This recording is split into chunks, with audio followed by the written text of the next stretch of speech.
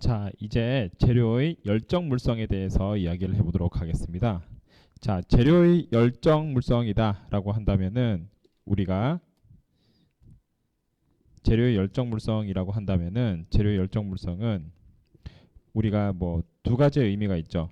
그 재료가 온도를 올렸을 때, 그러니까 외부에서 에너지를 가해줬을 때 얘네가 어떻게 온도가 올라갈 것이냐라는 것도 재료의 열정, 우리가 일반적으로 보는 이제 재료의 열정 물성이고, 그리고 얘네가 이제 그 외부에서 열을 어떻게 가해줬을 때 이 열에 따라서 그 어떻게 외부에 영향을 끼치느냐, 그러니까 열을 받은 재료가 에너지를 받은 재료가 외부에 기계적으로 어떠한 변화를 일으키느냐, 이러한 것도 재료의 열정 물성이죠. 이러한 것들이 사실은 굉장히 종합적이죠. 그렇기 때문에 재료의 열정 물성이 사실 뭐 굉장히 뭐 하려고 하면은 방대하지만 간단히 이야기를 해보도록 하겠습니다. 자, 먼저 우리가 그 두 가지를 한번 비교를 해보도록 할게요. 하나는 휘어진 철길, 또 하나는 우주 왕복선입니다. 자, 두 개가 굉장히 다른 주제처럼 보이는 게 사실인데요. 휘어진 철길의 경우에는 우리가 예를 들어서 특히 이제 외부 그 여름 같은 때 예를 들어서 굉장히 그 더울 때 이렇게 휘어지는 경우도 있고, 그러니까 크게 이제 두 가지가 있습니다. 예를 들어서 휘어진 철길이라고 하면은 외부에서 이제 지진 같은 거나 이런 것들이 났을 때, 또는 무슨 뭐 산사태나 해서 외부에서 큰 그 뭔가 이렇게 힘이 주어졌을 때, 또는 외부에서 어떤 에너지인 열이 가해졌을 때,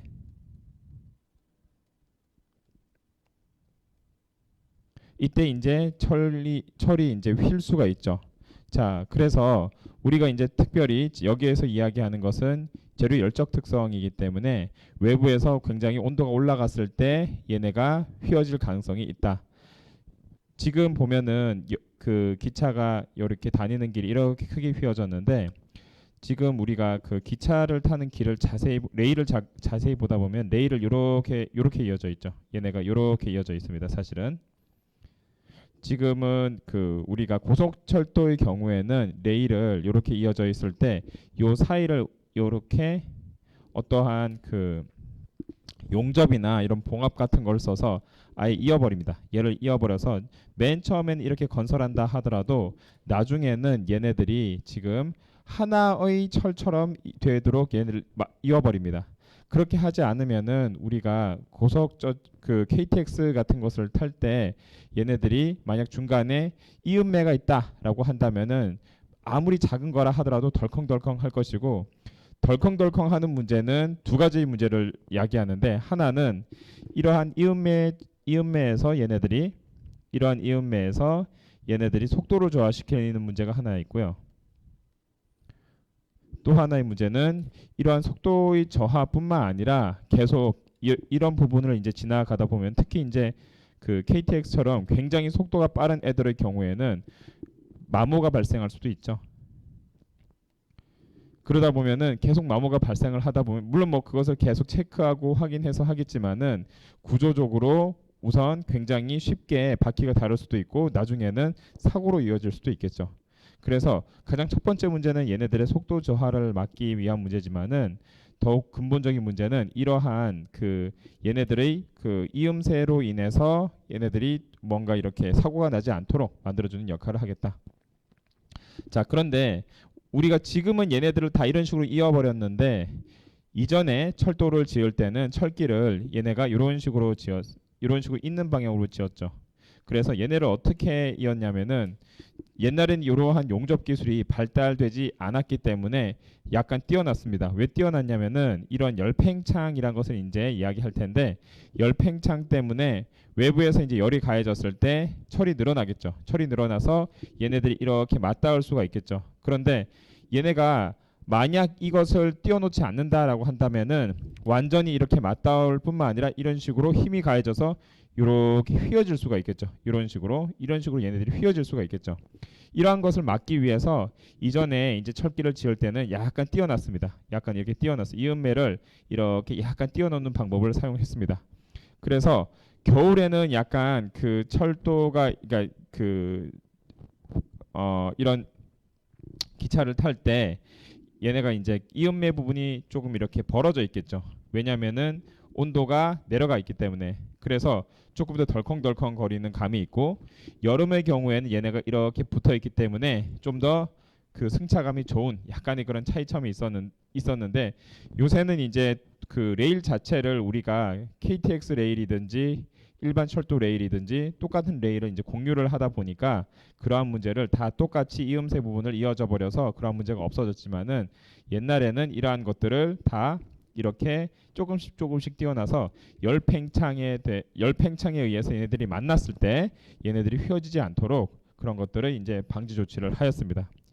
예, 그래서 만약 이러한 것들의 방지 조치를 하지 않았을 경우에, 예를 들어서 그러면은 이게 기술인데, 결국 요게 기술인데, 그렇다면 얘네들을 이음매로 이어졌을 경우에 문제가 생기지 않느냐라고 한다면은, 만약 얘네들이 이음매로 이어졌다 하더라도, 뭔가 이제 용접이라든지 이런 걸로 이어졌다 하더라도 얘네들이 그 사이에서 서로가 계속 다시 또 성장을 한다라고 한다면은, 이렇게 이음매로 이어졌는데 이렇게 이었는데도 불구하고 이 안에서 얘네가 계속 이런 식으로 성장을 한다라고 한다면은 이렇게 벌어지겠지만은, 지금 얘네들을 두 개를 하나의 금속처럼 이런 식으로 이어진 것을 그냥 이 안을 하나의 금속처럼 이었기 때문에 얘네들은 이런 식으로 얘네가 팽창을 하게 되기 때문에, 결론적으로 얘네가 그 여름에 이제 그 철길에서 온도가 이렇게 올라간다 하더라도 그러한 문제를 이런 식으로 이런 식으로 휘어져 가지고 이렇게 얘네들이 결국엔 탈선을 일으키게 되는 거죠. 기차가 탈선을 일으키게 되는 이러한 사고를 막게 되겠다. 이제 두 번째가 이제 우주 왕복선인데, 여기서 이제 우주 왕복선의 경우에는 그 지금은 우리가 우주 왕복선을 그러니까 우주 왕복선의 가장 큰 목적은 뭐냐면은, 우리가 이제 맨 처음에 그 우주에 뭔가를 이렇게 그 인공위성도 띄우고 뭐도 띄우고 할 때 가장 많이 그때는 이제 맨 처음에 이제 로켓을 쏴서 이제 로켓을 이제 지구에서 로켓을 쏴가지고 뭐 이렇게 띄워가지고 이렇게 인공위성 돌리고 이렇게, 지금도 마찬가지로 그렇게 하지만은 하잖아요. 그래서 여기에 그 인공위성을 띄울 때 뭘 씁니까? 로켓을 쓰죠. 로켓을 쓰는데, 로켓을 쏘고 다시 이제 돌아오는 것은 조그마한 이제 로켓이 이렇게 생겼다라고 한다면은, 사람들이 타는 곳은 굉장히 작은 이런 칵핏 부분이, 칵핏, 이것을 칵핏이라고 하는데, 그러니까 끝 부분이죠. 칵핏 부분에 이렇게 그 우주 비행사들이 이제 여기 타죠. 그런데 마지막에 이렇게 그 지구로 귀환할 때는 이 부분만 딱 이제 귀환을 하게 되고, 나머지 이 부분은 어찌 보면은 약간은 미사일처럼 버려버리게 되는 부분인데, 그런 것들을 우리가 어떻게 하면 이거를 그 계속, 그러니까 맨 처음에 우주 개발할 때는 미국과 이제 소련 사이에 미소 냉전 시기에 우주 개발을 할 때는, 그때는 누가 더 기술력이 있느냐를 과시하기 위해서 따로 이제 돈을, 비용이 얼만큼 드는지는 크게 신경을 쓰지 않고 막 우리가 먼저 이렇게 성공을 하는 거에만 집중을 했어요. 그래서 우주 개발도 굉장히 속도가 빨라지고 뭐 우리가 달도 가고 그랬는데, 일단 이제 미국이 달에 딱 착륙을 하고 나서 뭐 아폴로 뭐 15호, 16호, 17호 뭐 이렇게 해가지고 보냈죠. 그런데 그러고 나서 이제 생긴 문제가 뭐냐면은, 그때가 이제 1969년이죠. 1969년 이때 한창 베트남 전쟁 때였어요. 베트남 전쟁 때 60년대가. 그래서 미국에서 아니 지금 베트남 전에 가서 병사들이 우리가 죽고 있는데 이렇게 뭐 미국에서 우주선 쏴가지고 보내는 게 무슨 의미가 있느냐, 이런 굉장히 반전 운동이 굉장히 많이 있었어요. 그러면서 그 이제 어쨌든 이제 그때 아폴로 계획에 의해서 그 아폴로 계획에 의해서 달 탐사선을 쏘고 이제 미국이 이제는 우리가 뭐 어느 정도 우주 기술에서 우위에 섰다라고 확신을 한 순간 이제 뭐가 왔냐면은, 비용이 이제 걱정이 되기 시작하는 거예요. 왜냐면은 그때 그 미국에서 그 아폴로 우주선 그 다음에 이제 뭐 달 탐사 계획을 위해서 썼던 돈은 어마어마한 돈을 이제 아예 쏟아 부었습니다. 뭐 거의 한 100조 뭐 이전 거의 조 단위도 그냥 조 단위가 아니라 엄청난 돈을 이렇게 쏟아 부었어요. 그러다 보니까 아무리 미국이라 하더라도 거기엔 예산이 부담이 되는 거죠.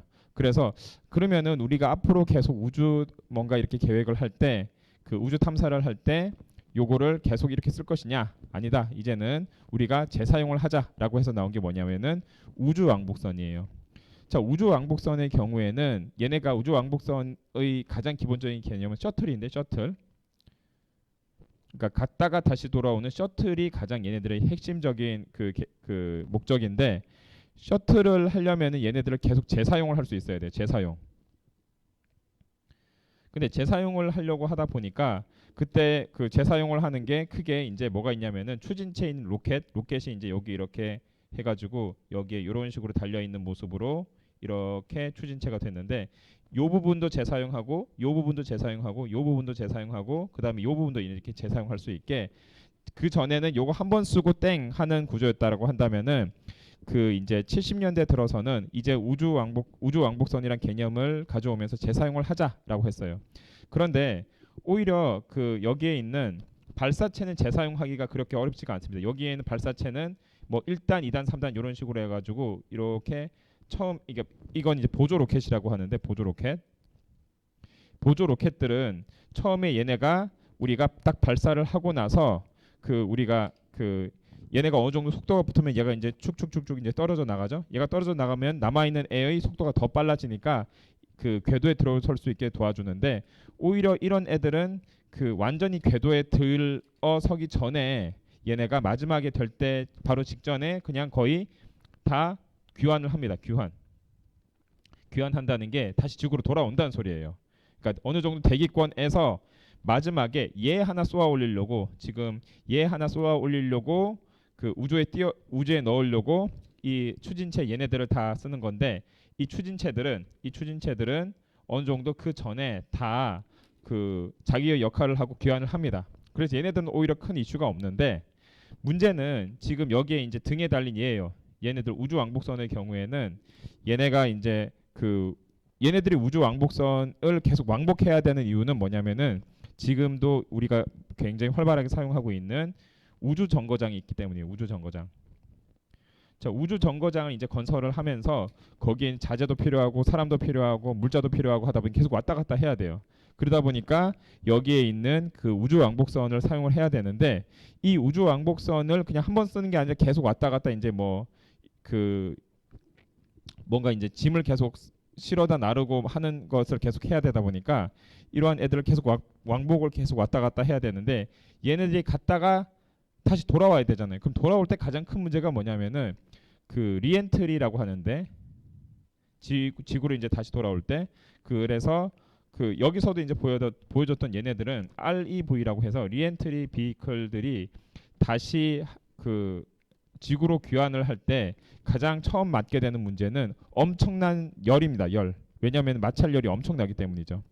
그렇기 때문에 얘네들이 지금 그 귀환을 할 때 여기 보면은 이쪽 부분 날개 밑에 있는 이쪽 부분이 온통 완전 마찰에 제대로 이렇게 맞아가지고 이렇게 그 돌아올 수밖에 없어요. 그렇기 때문에 얘네들은 이렇게 돌아올 때 가장 크게 고민해야 되는 문제가 뭐냐면은 어떻게 하면은 얘네가 온전히 성한 채로 돌아올 것이냐. 성한 채로 돌아오기 위해서는 여기에 있는 애들이 굉장히 타일들도 그렇고 지금 이 밑바닥도 그렇고 굉장히 열에 그 강한 소재를 사용을 해야 됩니다.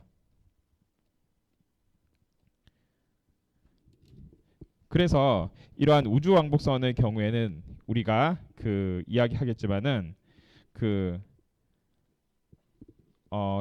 바닥의 경우에는 굉장히 그 바닥도 그렇고 이 부분도 그렇지만은 굉장히 우리가 그 열에 강한 소재를 써서 이렇게 우리가 교환할 수 있도록 만들고요. 특별히 얘네들 경우에는 여기 보면 알겠지만은 날 수 있는 기능이 없어요. 그러니까 날 수 있는 기능이 없다는 것은 얘네들이 이제 지구에 귀환해가지고 이렇게 착륙을 하는데 얘네들이 거의 뭐 글라이딩이라고 하죠.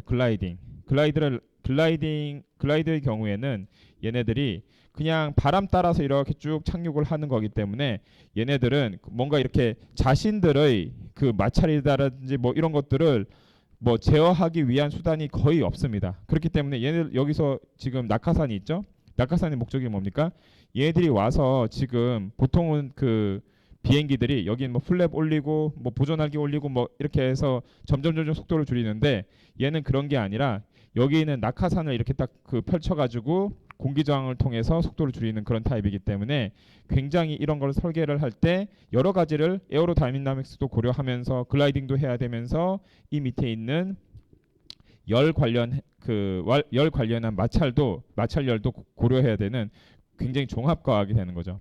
그 중에서도 우리가 지금 여기서 관심을 갖는 것은 얘네들이 무사히 귀환하기 위해서는 얘네들이 이제 리엔트리 비이클로 사용이 되기 때문에 열에 얘네들이 굉장히 강한 엄청난 열이 나오는데 열에 굉장히 강한 소재를 사용을 해서 여기에 이제 바닥 부분 그 다음에 이쪽 부분이 그 지구에 다시 귀환할 때 타지 않고 돌아올 수 있는 것이 어떻게 되겠는가? 거기가 이제 우리 여기에서의 관점이 되겠습니다. 그래서 지금 보면은 휘어진 철길도 그렇고 우주 왕복선도 마찬가지긴 한데 두 개 다 공통점이 뭐냐면은 재료의 열적 특성. 예를 들어서 휘어진 철길도 마찬가지인데 얘네들이 그 철을 주로 이제 레일로 많이 쓰니까 철이 외부에서 그 외부에서 이제 열을 받아서 이제 그 늘어남에 의해서 이런 그 열 팽창에 의해서 그 기계적으로 얘네가 이제 스트레인이 증가를 할 때 그 얘네들을 그 스트레인과 이런 열적 특성과 어떤 관계식이 있는가.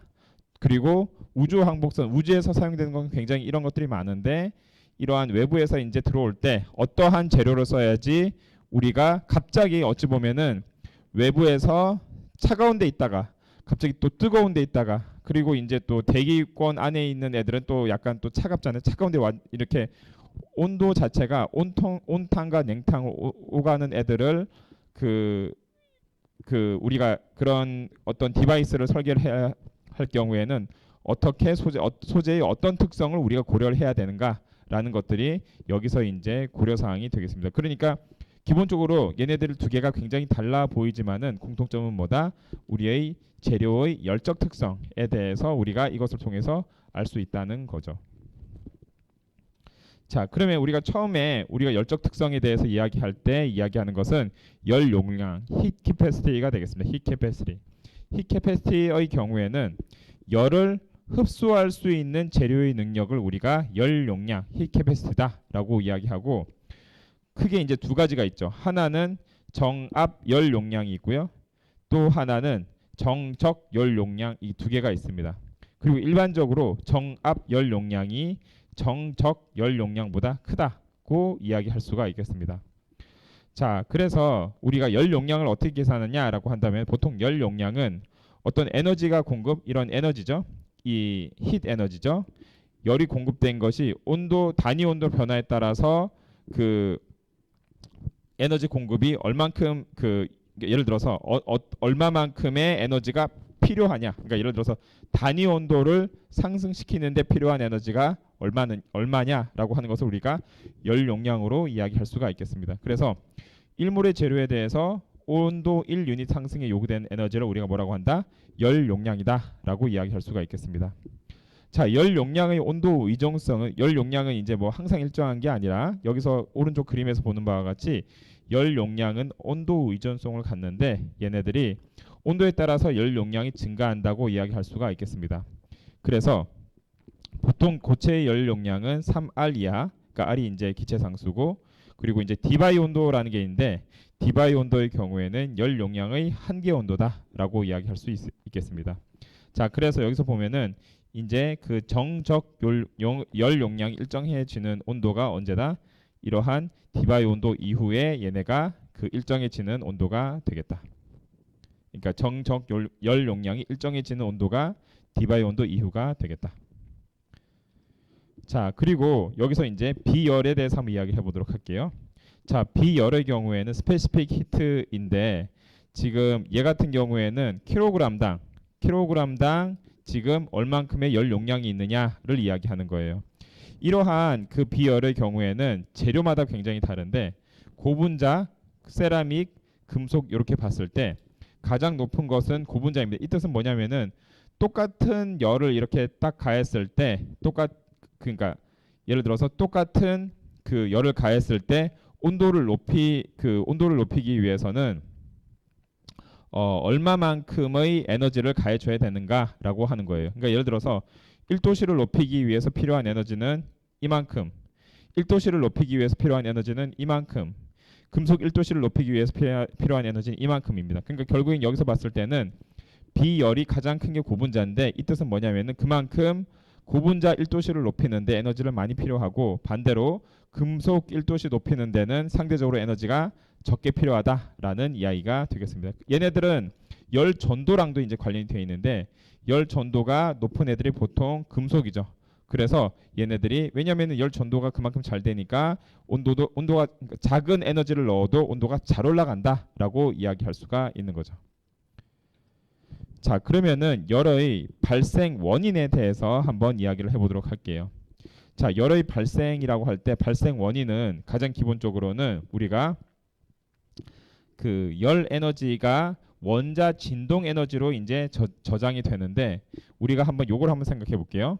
원자가 이제 움직이는데 움직임에는 세 가지 모드가 있습니다. 뭐냐면은 바이브레이션, 로테이션, 트랜슬레이션 요 세 가지 모드가 있어요. 자, 요거는 자 각각 여러분이 잘 아는 것처럼 그럼 거기에 필요한 에너지가 이렇게 있는데 얘네들이 트랜슬레이션 에너지 모드는 뭐냐면 얘네가 이제 움직이는 거예요. 완전히 움직이는 여기서 여기 갔다 여기 갔다 얘네가 여기 갔다 여기 갔다 여기 갔다 여기 갔다 해서 움직이는 게 바로 얘네가 트랜슬레이셔널 운동 에너지를 이야기하는 그 에너지를 이야기하고 지금 얘 같은 경우 로테이션은 얘 혼자서 이제 가만히 있는 상황에서 계속 이제 뱅글뱅글 돌고 있는 애들을 우리가 로테이셔널 에너지라고 이야기하겠습니다. 자, 그런데 얘네가 바이브레이션의 경우에는 얘네가 그냥 가만히 있는데 덜덜덜 떨고 있는 애가 이제 바이브레이셔널 에너지예요. 자, 그렇다면은 이 중에서 가장 먼저 없어진 애들이 뭡니까? 트랜슬레이셔널, 그 다음 로테이셔널, 마지막까지 남아있는 게 바이브레이션이에요. 그런데 얘네가 그럼 가장 처음부터 생기는 게 뭐다? 바이브레이션이죠. 이 뜻은 뭐냐면은 열이 발생했을 때 에너지가 조금이라도 주어졌을 때 가장 먼저 반응을 하는 게 뭐다? 바이브레이션이다. 그래서 모든 지금 사물은 기본적으로 절대 영도가 아닌 이상 조금이라도 절대 영도에서 벗어났다라고 한다면 바이브레이션을 한다라고 이야기할 수 있고 그렇기 때문에 우리가 열 진동 에너지를 우리가 온도와 열 에너지에서의 원천이다라고 이야기할 수가 있겠습니다. 자, 그리고 우리가 서멀 에너지를 이야기할 때 크게 두 가지를 이야기 많이 하는데 하나가 원자 진동, 방금 이야기한 원자 진동이고 또 하나는 전자 운동이 됩니다. 자, 원자 진동의 경우에는 얘네들이 그 레티스 웨이브 또는 포논의 형태로 통해서 얘네 열 에너지를 발생을 하죠. 그래서 원래 있는 포지션이 이런 식으로 격자가 이렇게 되게 일정하다라고 한다면은 얘네가 바이브레이션에서 조금 이제 벗어난 애들이죠. 이러한 애들이 뭐다? 그 원자 진동에서 나타나는 형태가 되겠습니다. 자, 그런데 또 다른 것은 전자 운동인데 이제 원자 진동과 전자 운동에 의해서 또 그 두 가지에 의해서 열이 발생하는데 전자의 운동에 의해서도 열이 발생합니다. 그래서 일반적으로 전자가 잘 움직이는 애들에 해당하는 그 금속 이런 애들이 전자 운동이 활발하죠. 그러다 보니까 열 전도도가 일반적으로 높다라고 이야기할 수가 있습니다. 그에 비해서 열 전도도가 굉장히 낮은 우리 고분자 같은 애들 있죠. 고분자 같은 애들의 경우에는 지금 이렇게 얘네가 그 에너지를 주어도 온도를 높이는데 굉장히 많은 에너지가 필요한 것은 그만큼 얘네가 그 온도를 높이기 쉽지 않은 구조로 되어 있기 때문인 거죠. 자, 그래서 지금 다음과 같이 원자 진동과 전자 운동에 의해서 열이 발생을 하고 거기에 의해서 우리가 이제 온도가 올라가고 이제 그 열 에너지에 대해서 이제 해석을 하게 되는데 여러분들이 반드시 좀 여기서도 조금 유념해야 될 것은 뭐냐면은 원자 진동과 전자 운동에 의해서 열 에너지가 결정이 되는데 메이저는 뭐다? 원자 진동이 되겠습니다. 그러니까 무슨 말이냐면은 예를 들어서 다이아몬드 같은 애들을 봤을 때는 다이아몬드는 지금 전자 진동이 거의 없겠죠. 그러니까 예를 들어서 지금 전자 진동이 많은 애들의 경우에는 굉장히 전자의 흐름이 많은 애들인데 다이아몬드의 경우엔 대표적인 sp3 구조로 되어 있는 애들이기 때문에 얘네들은 전자 진동이 전자가 쉽게 움직이기가 어렵겠죠. 그렇다면은 지금 다이아몬드 같은 경우 열 전도도 되게 높거든요. 그렇다면 얘네들은 어떻게 설명해야 되느냐? 얘네들은 원자 진동에 의해서 굉장히 그 열 전도도가 높은 애들에 해당하기 때문에 그 상관관계가 있죠. 예를 들어서 전기 전도도가 높은 애들이 열 전도도가 높다. 그렇다면은 열 전도도가 높으면 전기 전도도가 높으냐? 그것은 성립하지가 않는다라고 이야기할 수가 있는 거죠. 그러니까 여러분들 반드시 물론 상관관계가 어느 정도 있는 것은 인정하지만 얘네들은 열 전도도 전기 전도도가 높기 때문에 열 전도도는 항상 높아야 돼. 열 전도도는 높기 때문에 전기 전도도는 높아야 돼라고 하는 이러한 그 관계는 그 100% 맞기는 어렵다라고 여러분이 이제 기억해 두시면 좋겠고 그리고 조금 주의해 줬으면 좋겠습니다. 자, 이제 중요한 열팽창에 대해서 이야기를 해보도록 하겠습니다. 열팽창의 경우에는 열팽창은 온도 변화에 따라서 열 에너지를 가해서 온도 변화에 따라서 재료의 크기가 변화한다. 자, 재료의 크기가 변하는 건 뭡니까? 외부에서 어떤 그 힘을 가해줬을 때 얘네의 변형이 발생했다라고 이야기할 수 있죠. 변형. 자, 변형의 대표적인 우리가 그 표현이 스트레인이죠. 스트레인. 자, 그렇기 때문에 지금 열팽창 현상의 경우에는 초기에 L0로 있던 어떤 물질이 나중에 LF로 되었다라고 했을 때 여기서 이제 발생하는 델타 L이죠. 델타 L. 자, 델타 L의 경우 어떻게 됩니까? 델타 L은 LF 빼기 L0 이렇게 되겠죠. 그렇다면은 스트레인은 어떻게 됩니까? 스트레인은 L0분의 LF 빼기 L0 이렇게 우리가 정의를 할 수가 있겠죠. 이게 여기서 이제 이 변형률은 뭐에 비례한다? 이런 온도차, 처음과 나중의 온도차가 있지. 이니셜과 나중의 온도차가 델타 T가 되겠죠. 델타 T와 열팽창 계수에 뭐가 비례한다? 그 다음과 같은 그 스트레인이 비례한다라고 이야기할 수 있겠습니다. 자, 그래서 이걸 다시 적으면은 이 스트레인은 열팽창 계수 곱하기 델타 T 이런 형태로 굉장히 심플하게 나타낼 수가 있겠다. 자, 그래서 여기서 이제 잠깐만 보면은 이러한 변형은 온도 변화가 커도 얘네가 변형이 많이 일어날 수가 있고요. 온도 변화가 크지 않다 하더라도 열팽창 계수 자체가 크면은 또한 여기에 있는 그 스트레인 이 변형도 크게 나타날 수 있다고 이야기할 수가 있겠습니다. 자, 우리가 열팽창을 한번 그 원자 관점에서 설명을 한번 해보도록 할게요. 자, 열팽창이 이렇게 나타나는 경우가 두 가지의 형태가 있는데 하나는 기본적으로 열팽창이 나타나는 것은 원자 간 거리가 멀어지는 거예요.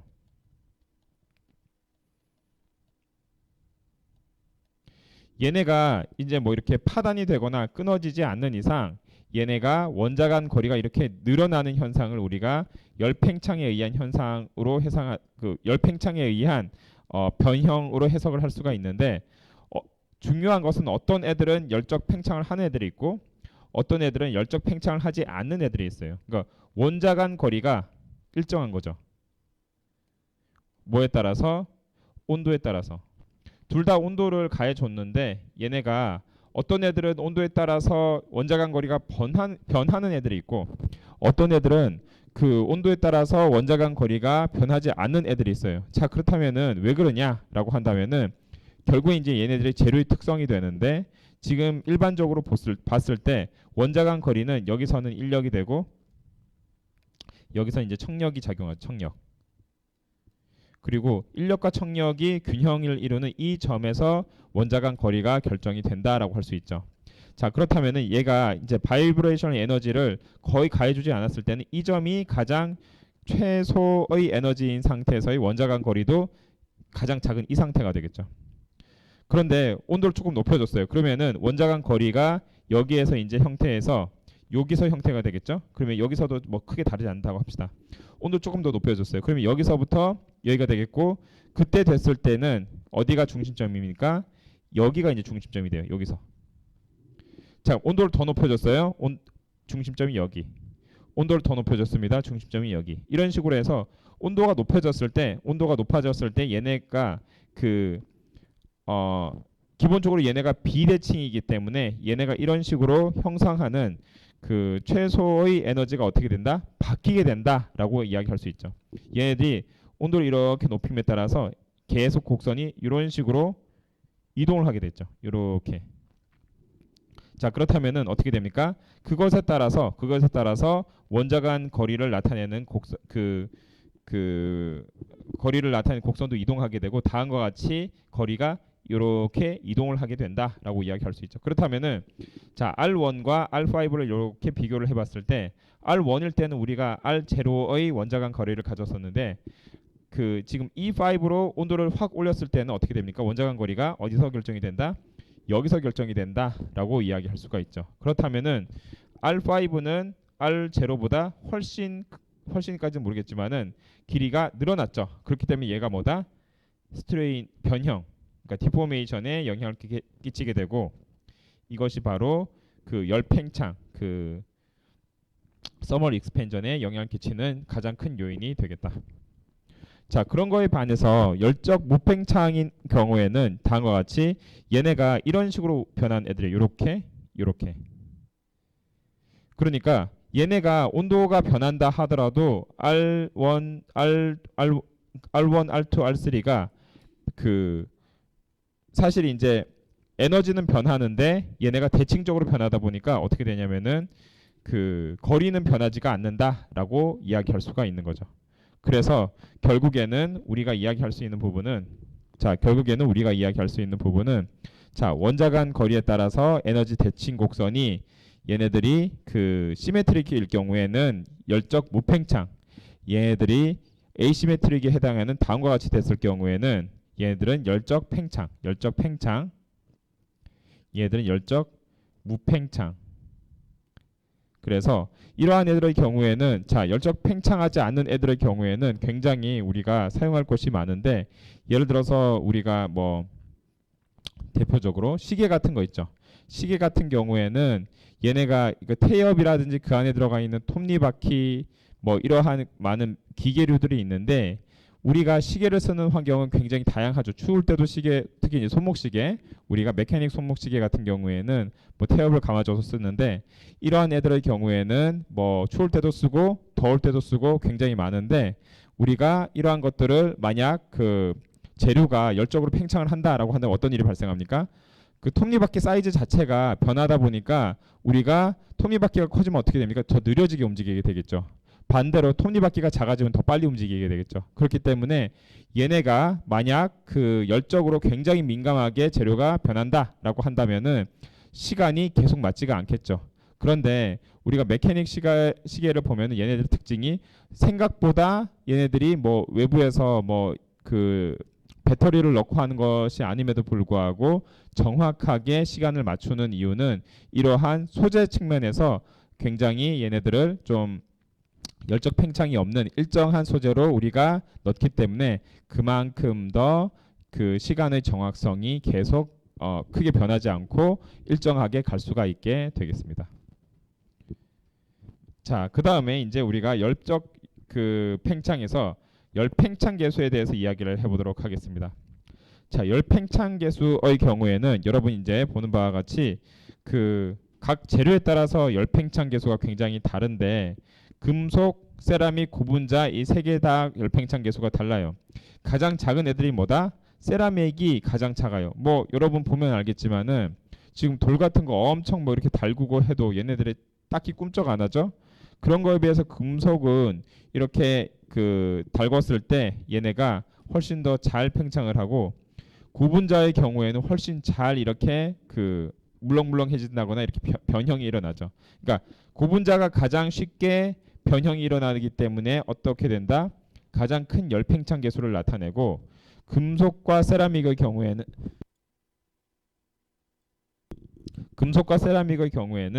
금속의 경우에는 고분자 다음이긴 하지만 차이가 굉장히 크고 그 세라믹의 경우에 굉장히 작다라고 이야기할 수 있는 거죠. 자, 그러면은 우리가 여기 진동 같은 거를 진동 같은 것을 우리가 그 시계에서 사용을 할 때 뭘 쓰죠? 콜츠를 쓰죠. 자, 콜츠를 보면은 굉장히 어떻습니까?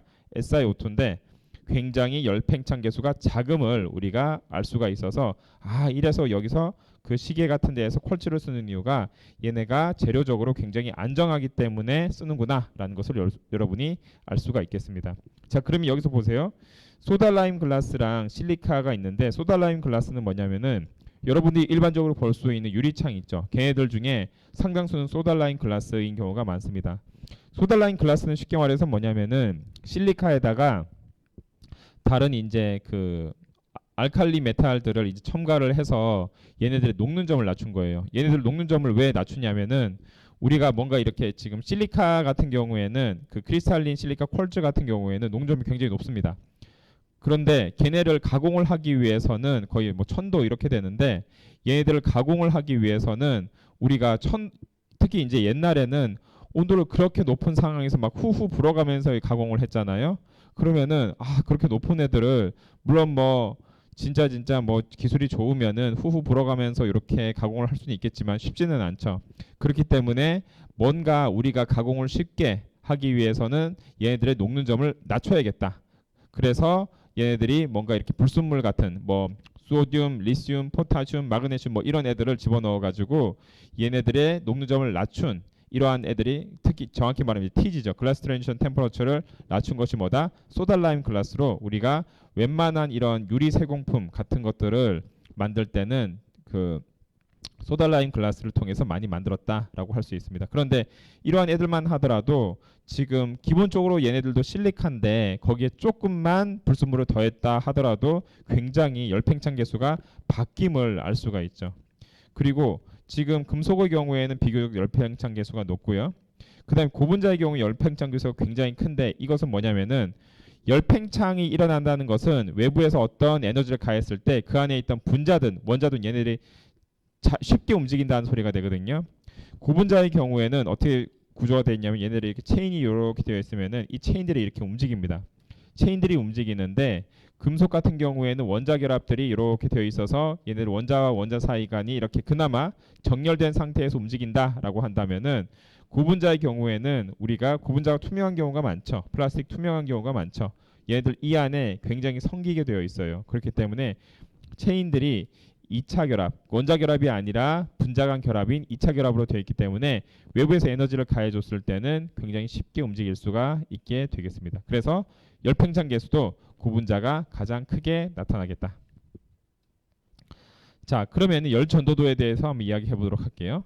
열 전도도는 열을 이동시키는 재료의 능력입니다. 자, 예를 들어서 우리가 똑같은 열을 여기서 한번 볼게요. 지금 T1, T2라고 했는데 요렇게 보다 여기에서 이제 그 열을 가했어요. 그다음 막대기를 이렇게 꽂았다고 합시다. 막대기가 여기서 이제 뜨거운 곳이에요. 여기선 뜨거운 곳인데 막대기를 딱 댔어요. 그러면은 얘네가 막대기를 댔는데 온도가 여기에 이렇게 빨리 전달이 되는 애들이 있고 어떤 애들은 느릿느릿하게 오래 그 시간이 지나야 전달된 애들이 있고 그렇다면은 어떤 애가 그 열을 잘 전도합니까? 빨리 전달하는 애들이 더 잘 전도하죠. 그런 애들 중에 대표적인 애들이 뭐가 있죠? 뭐 구리, 그다음 뭐 금, 은 이런 애들이 있죠. 그러니까 얘네들 금속 같은 경우는 굉장히 열을 전도하는 능력이 뛰어나요. 열을 뛰어나서 딱 이렇게 예를 들어서 은수저 같은 것들을 국에 넣는 즉시 은수저가 굉장히 쉽게 뜨거운 이유는 은이 굉장히 열을 이동시키는 능력이 뛰어나기 때문이죠. 그래서 얘네가 이제 이걸 히트 플럭스라고 하는데 히트 플럭스가 T1과 이제 T2 사이에 이제 히트 플럭스가 있는데 T1과 T2 사이에 히트 플럭스가 이렇게 형성이 될 때 T1과 T2 사이에 히트 플럭스가 형성이 될 때 이 히트 플럭스가 얘네가 그 얼만큼 크게 형성이 되느냐 이것을 우리가 뭐라고 한다? 열 전도도를 측정을 이것을 가지고 우리가 열 전도를 측정한다고 할 수가 있겠습니다. 자, 그래서 이제 Q라고 했을 때 열 전도도를 이제 그 나타내는 식이 우리가 퓨리어 이퀘이션이라고 하는데 이 퓨리어 이퀘이션은 다음과 같이 쓸 수가 있죠. K 곱하기 델타 X 분의 델타 T 이렇게 이야기할 수가 있죠. 자, 그래서 요거는 이제 열 전도도고 얘는 이제 온도 구배라고 이야기할 수가 있죠. 그래서 단위 길이당 온도가 얼만큼 변하느냐를 가지고 우리가 이 측정을 할 수가 있게 되겠습니다. 자, 그래서 지금 결국엔 뭐다? 델타 T가 크든지 아니면은 델타 X가 작아서 가깝든지 또는 열 전도도가 높든지 요거를 가지고 우리가 열 전도도를 측정할 수가 있게 되겠습니다.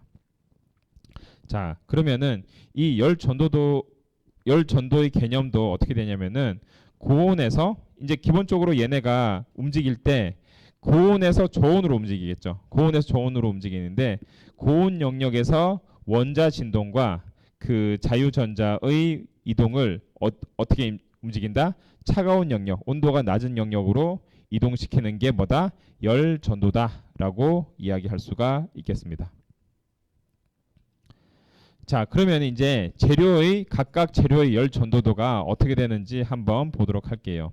자, 여기서 나타나는 것처럼 금속, 세라믹, 고분자의 그 열 전도도가 나타나 있는데 여기서 금속의 경우에는 열 전도도가 높고요. 세라믹의 경우에는 그다음 고분자의 경우에는 열 전도도가 낮죠. 자, 요거는 어떤 것을 뜻하냐면은 우리가 쉽게 말해서 뭔가 이렇게 그 뜨거운 물을 부었을 때 잡아도 되는 것이 뭐다? 고분자 같은 경우에는 우리가 뭔가 이렇게 예를 들어서 고무 같은 걸로 뜨거운 곳을 잡죠. 그 이유는 고무를 예를 들어서 고무장갑 같은 것을 끼고 뜨거운 그 냄비를 잡았을 때는 뜨거운 냄비의 열이 고무장갑으로 열 전도가 잘 안 되기 때문에 우리가 고무장갑을 끼고 잡는 것처럼 마찬가지로 냄비 같은 경우로 우리가 플라스틱으로 만드는 경우는 별로 없죠. 왜냐면은 물론 뭐 냄비가 그 플라스틱으로 만든 냄비가 열에 약하기도 하지만 열 전도가 잘 안 되기 때문이죠. 그래서 금속 같은 경우에는 열 전도가 잘 되기 때문에 우리가 뭔가 뭐 양은 냄비라든지 이런 스테인리스 냄비라든지 철로 만든 그 재료를 가지고 물을 끓였을 경우에 굉장히 잘 끓기 때문에 그걸로 재료를 만들어서 그 뭔가 이렇게 조리를 하는데 고분자의 경우에는 그렇지가 않다. 자, 그런데 우리가 세라믹의 경우에 어떻습니까? 세라믹도 열 전도를 잘 하지는 않죠. 세라믹 같은 경우도 지금 금속은 원자 진동, 자유전자 운동을 하고 그 에너지 전이가 세라믹은 원자 진동. 왜냐하면 얘네들도 이온 결합이 돼 있기 때문에 자유전자가 별로 없어요. 그리고 고분자의 경우에는 사슬 분자의 진동 또는 회전을 통해서 에너지가 전달이 되는데 우리가 세라믹도 우리가 굉장히 잘 쓰는 예를 들어서 뭐 이런 거 쓰죠. 우리가 돌솥 같은 거 쓰죠. 뭐 돌솥 비빔밥 같은 거 먹을 때 돌솥을 쓰는데 그러면 왜 세라믹은 이렇게 열 전도도가 잘 안 되는데 쓰느냐?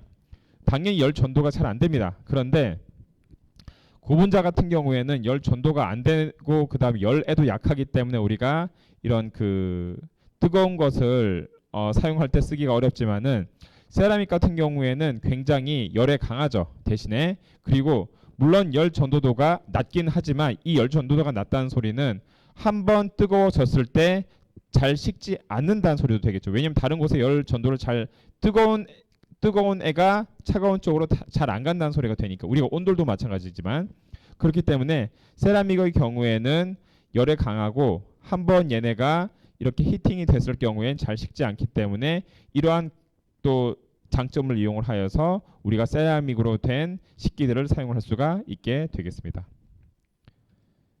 자, 그래서 우리가 이런 열 전도도의 크기는 여기서 보는 바와 같이 고분자가 가장 그 작고 그 다음에 금속이 열 전도도가 가장 그 열 전도 이제 개수 있죠. 열 전도 이 개수 K 값이 가장 높다라고 할 수가 있겠습니다. 자, 이제 열적 응력에 대해서 이야기를 해보도록 하겠습니다.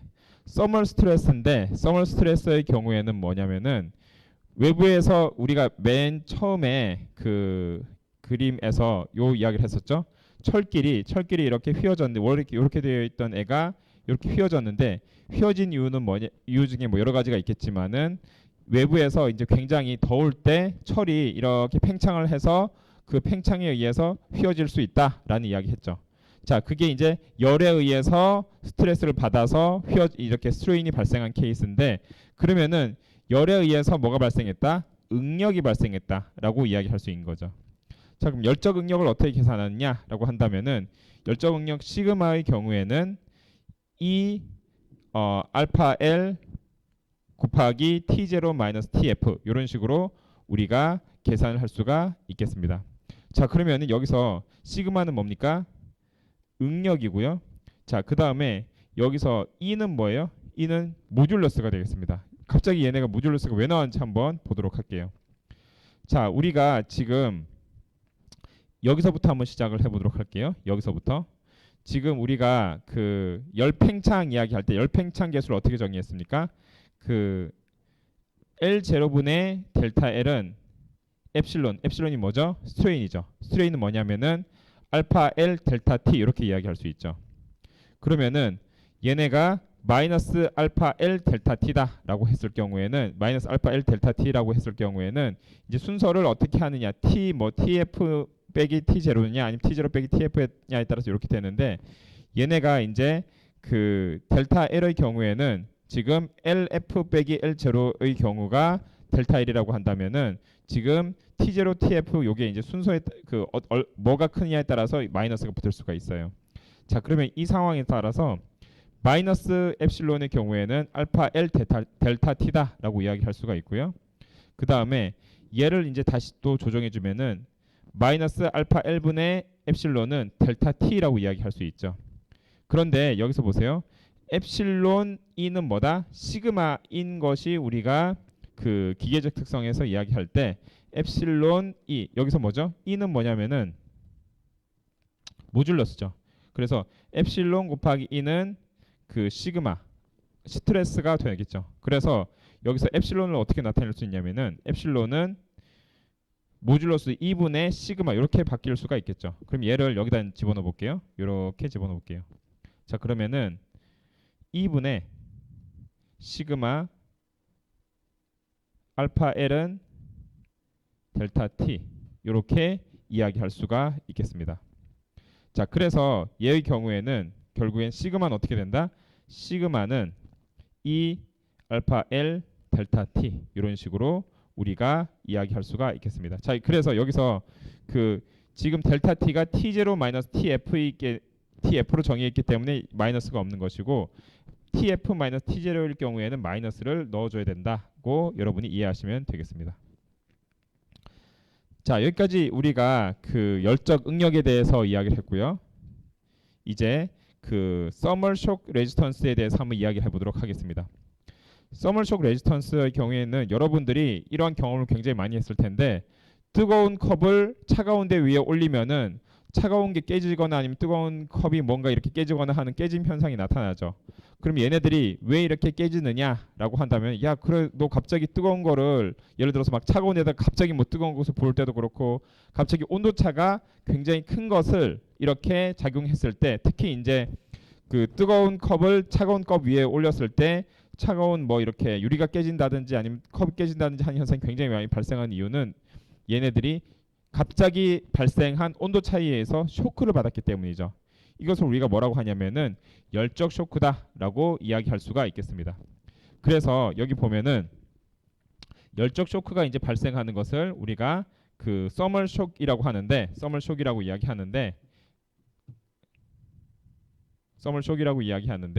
여기서 그 이러한 경우를 한번 이야기해 보도록 하겠습니다. 원래는 얘네가 이렇게 뜨거운데 갑자기 급속 냉각을 했어요. 자, 급속 냉각을 했을 때 얘네가 지금 시그마는 우리가 이 여기 요 식을 그대로 이용하는 거예요. 요 식을 이제 이용을 하는 거예요. 시그마는 마이너스 E 알파 L 곱하기 T 마이너스 T2 이런 식으로 우리가 쓸 수가 있어요. 자, 그럼 얘가 이제 델타 T가 되는 거죠. 그렇다면은 여기서 우리가 주목해야 되는 것은 이러한 온도 차에 의해서 뭐가 발생할 수 있다? 스트레스가 발생할 수 있다는 거죠. 온도 차에 의해서. 그런데 이 온도 차가 크면 클수록 스트레스가 더 크게 발생하겠죠. 자, 그래서 이 델타 T는 시그마를 이 모듈러스 곱하기 알파 L로 나눈 것과 같은데 특별히 얘네가 부서지는 경우 얘네가 그냥 이렇게 그 모듈러스 그냥 스트레스를 받는 정도가 아니라 부서질 정도의 스트레스를 받을 때에 필요한 온도 차이가 얼마냐? 이게 바로 그 프랙처에 필요한 온도 차이가 되겠다. 자, 그렇다면은 이러한 그 온도는 어떻게 결정이 되냐면은 냉각 속도에 의해서 결정이 되겠다. 냉각 속도. 냉각 속도가 우리가 여러분이 생각하는 것보다 냉각 속도는 굉장히 천천히 내려가지 않으면은 대부분 굉장히 빠르다라고 보시면 되겠습니다. 그래서 냉각 속도가 빠른 갑자기 이제 확 급속 냉각이 됐을 경우에 이러한 뭐가 발생한다? 열적인 쇼크, 서멀 쇼크가 발생을 해서 얘네 그 온도 차이에서 뭐가 발생할 수 있다?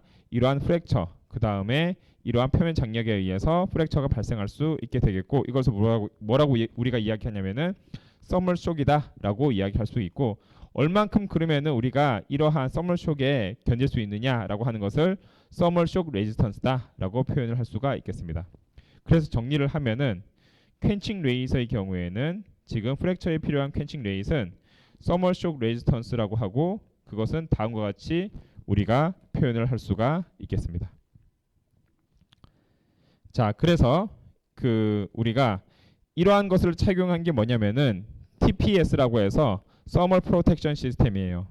우리가 그 초반에 그 이야기를 해서 우주 왕복선을 이야기하면서 스페이스 셔틀이 다시 이제 돌아올 때 가장 그 열을 많이 받는 부분이 이쪽 부분이 굉장히 열을 많이 받는데 얘네들이 그 안에 이제 지금 우주인들이 있죠. 우주인들이 있는데 이러한 외부에서 받는 열이 엄청 높은데 이러한 열들을 그냥 가만히 놔둔다라고 한다면은 이 안에 있던 사람들도 아마 그 다 죽을 수 있을 것이고 얘도 아마 파괴가 될 수 있을 것이에요. 실제로도 이러한 사고도 났었죠. 그렇기 때문에 우리가 이러한 그 열적 쇼크 저항에 대비해서 프로텍션 시스템을 충분히 해놓은 것이 필요하게 되겠다.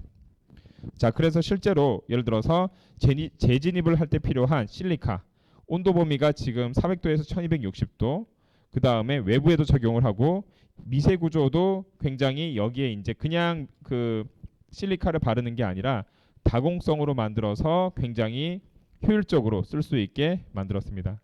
그래서 부위마다 조금 재료가 많은데 재료가 조금 다른데 가장 앞에 있는 이 부분에서 가장 온도가 많이 받을 테니까 이쪽 부분에 그 레인포스트 카본을 넣어서 얘는 한 뭐 1600도까지 견딜 수 있는 애들 그 다음에 실리카 타일 얘는 1200도 그 다음에 다른 실리콘 러버 이러한 애들을 다 이렇게 골고루 다 적용을 하여서 얘네들이 잘 돌아올 수 있게 그러니까 귀환할 때 무사히 별탈 없이 귀환할 수 있게 만들어 놓은 것이 뭐다?